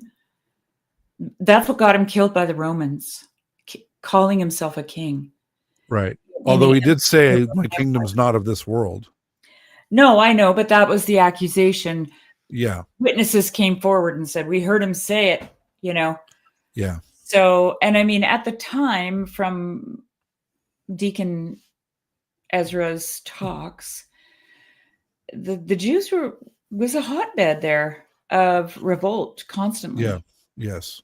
Right. Yeah. And so the Romans were like, kind of like, I don't know, walking on thin ice with these guys. Like, I remember him saying something about like the Jews were allowed to practice their faith. They were, instead of paying the Roman tax, they paid it towards the temple. And they were allowed to build the temple with that. So that money was collected. What would have been paid to the Roman Empire was now being paid to build the temple. That's pretty generous, when you think about it. Right.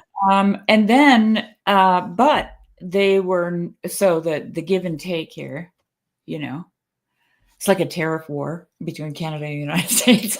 Yeah. The give and take was no new Jews to the area. Right. You can't get more people in here, and you can't convert people to Judaism. Right. And I found this really fascinating, because what ended up happening when after Christ's crucifixion and Pentecost, and suddenly there was this like mass conversion of people to what the Romans perceived as Judaism. Right. Yeah. And that's where the Jews were like, whoa, no. Yeah. And that's why they actually started, it took a while, but they kicked the Christians out of the synagogues, because the Romans were now persecuting the Jews, right? Because they were proselytizing, and they were forbidden by Roman law to do that and add to their numbers. And so, and here's the other kicker. The Christians were going outside of what was it, Judea? The boundary of where the Jews lived. They were going all over out there and bringing them in. Right. Which they were also forbidden to do. Right. And to the Romans, they were all Jews.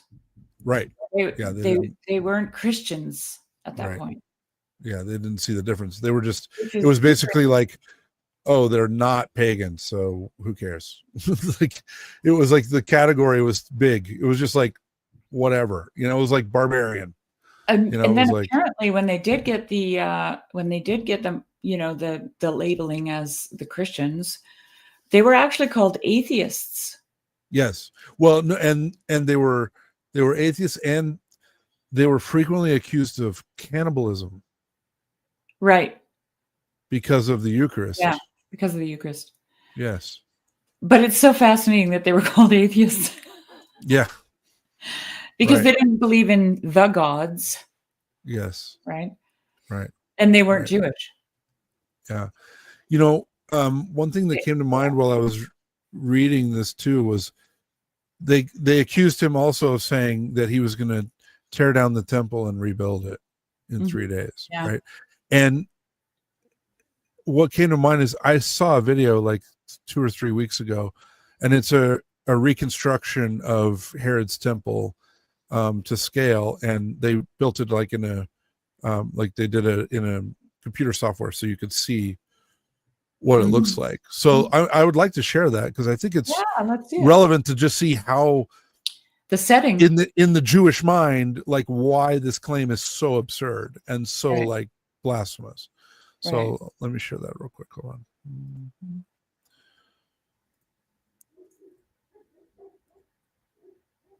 So we'll make this full screen. Wow.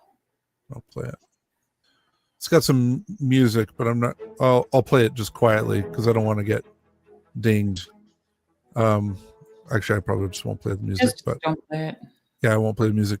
But you can see this is a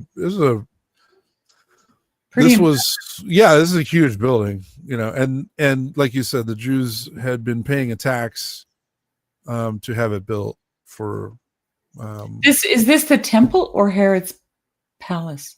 No, this is Herod's this is the temple. It was called Herod's temple. So he was the one who rebuilt it when they came back from Babylon the second and rebuilt the temple. This is what it looked like at the time of Herod. Wow.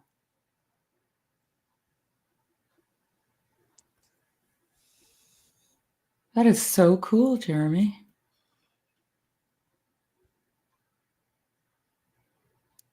Yeah, so this is a big place. This wasn't, we think of temple, and I don't know. I did not have anything close to this scale in my mind when I was thinking of the temple where the apostles would go and Christ would go. Is there any artistic license in this video, or do they actually have?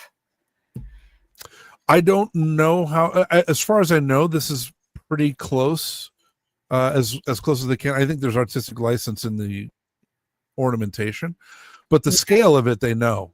Okay. They know how big it was. They know where it was. They know all those things. So. Wow. So, and then this temple did get destroyed in AD 70. Yeah. So this was torn down, and it was all gone. Right. And which actually makes, it made more sense to me why the Romans did that, because they had allowed the Jews to pay towards the temple instead of towards the empire. Right.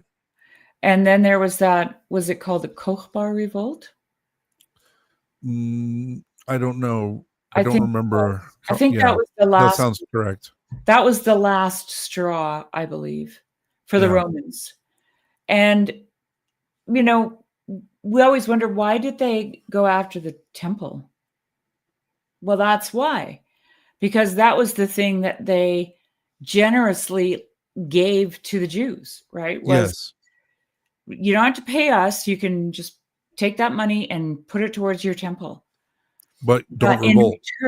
In return, keep your numbers to a minimum and don't convert people, right? Right. And they just, like it also put into perspective all of the,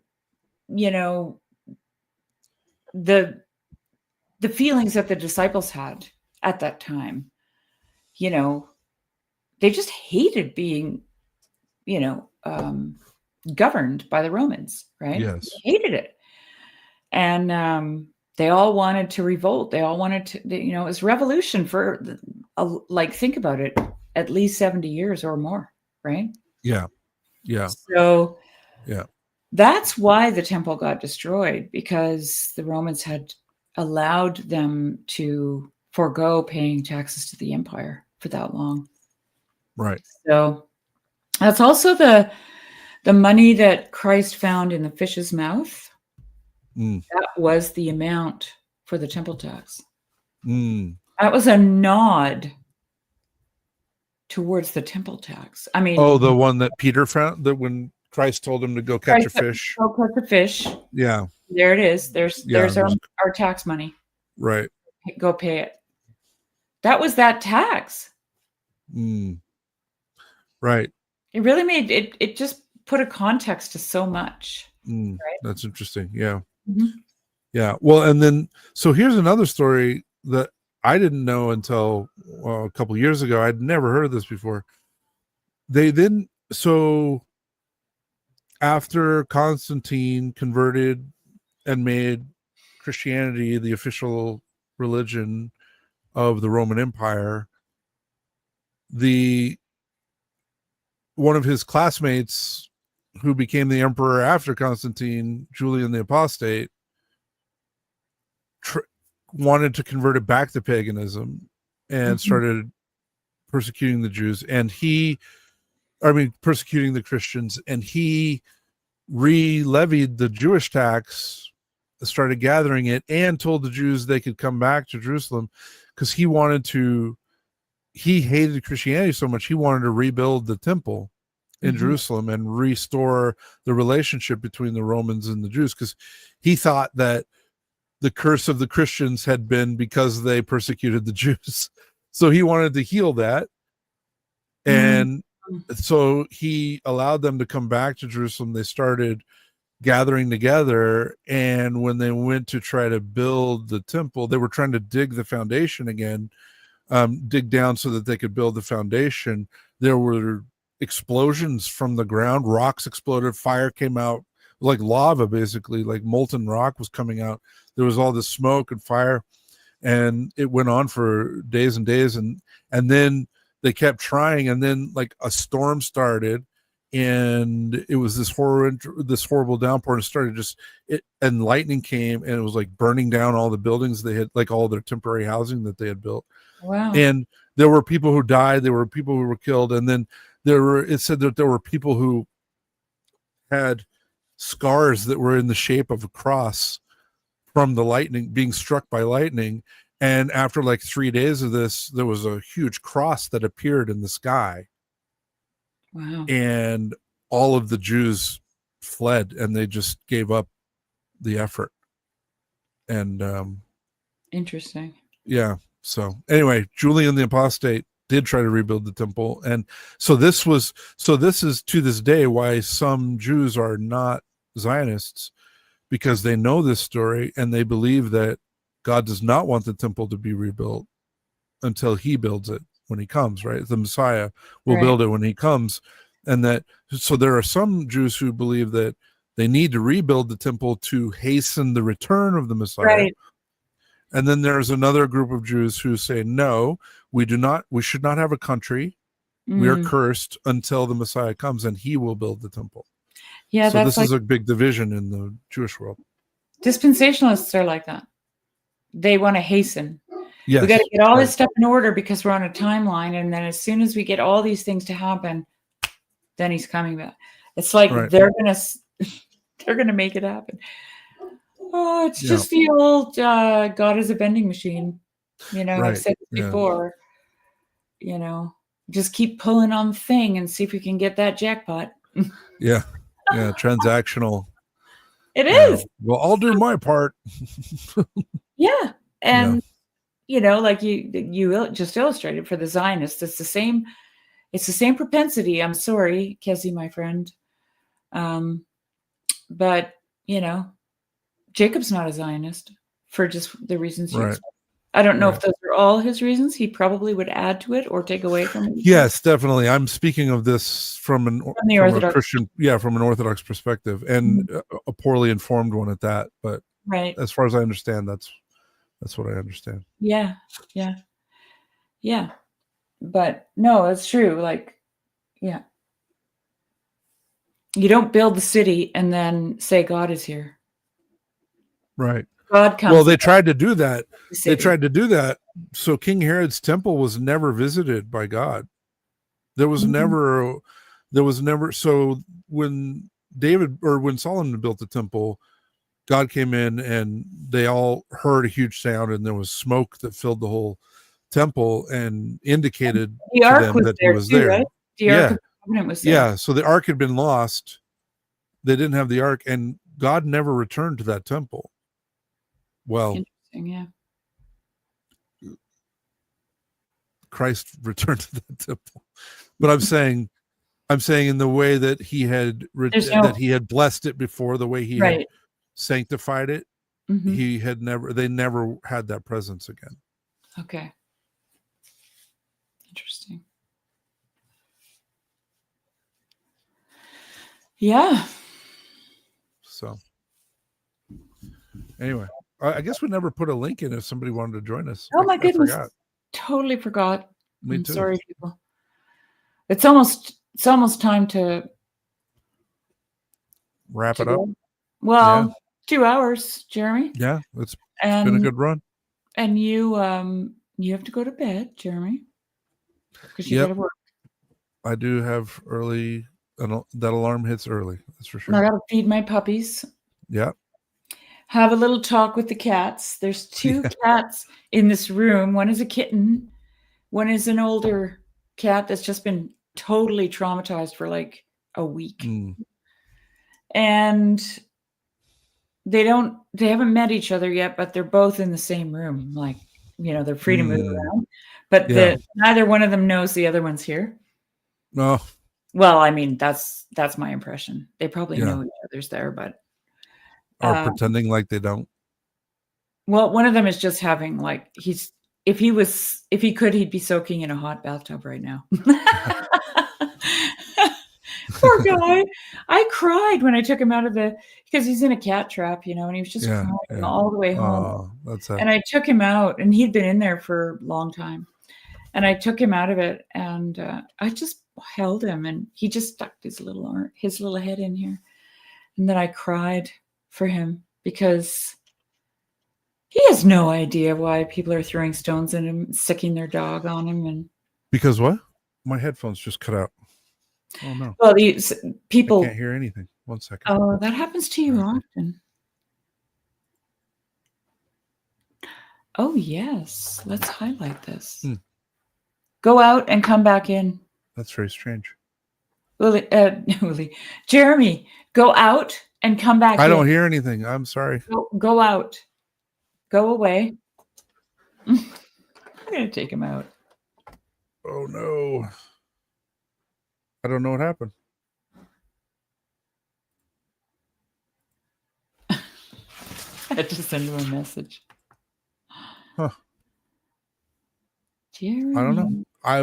I'll be right back. Okay, perfect. Yeah, we can hear him, but he can't hear us. Yes. Father Paul Trubenbach will be our guest next week. Talking about saints.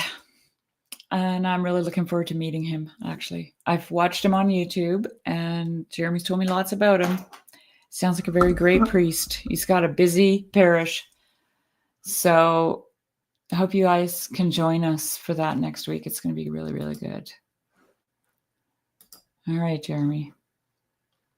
We have to figure out why Jeremy's sound does this every now and then. It just cuts out, and then he has to go out and come back. If anybody knows why that is, maybe drop us a line. This is not the first time it's happened.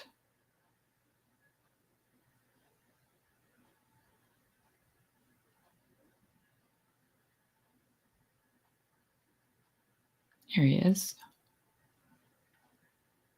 We made it. We're back. You good? You good? Yeah. I was just don't know what saying happened. That was weird. I was just saying to people, we got to figure out why that happens every now, because it's happened before.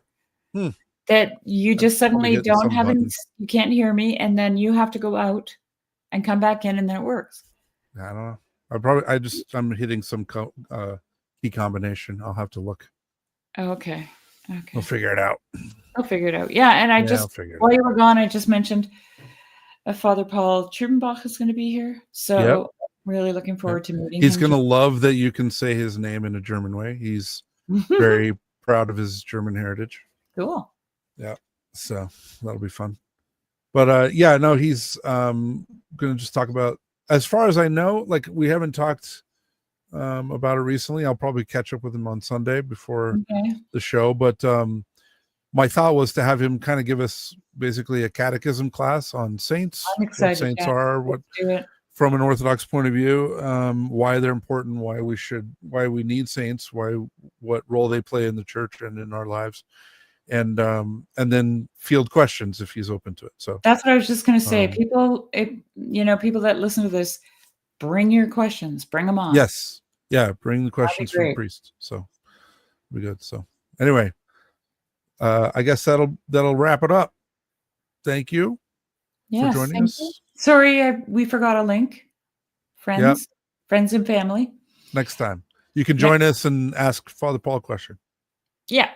That'd be cool. Perfect. All right. Good night, all. God bless.